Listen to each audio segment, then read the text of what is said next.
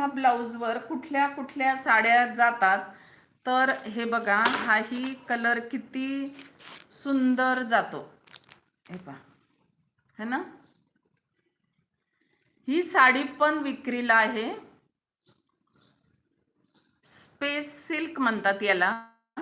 550 रुपयाची साडी, एकदम मस्त टेक्स्चर आणि त्याच्यावर जाणारं हे मॅचिंग ब्लाऊज. हे बघा, एकदम किती लुक मस्त येतो की नाही.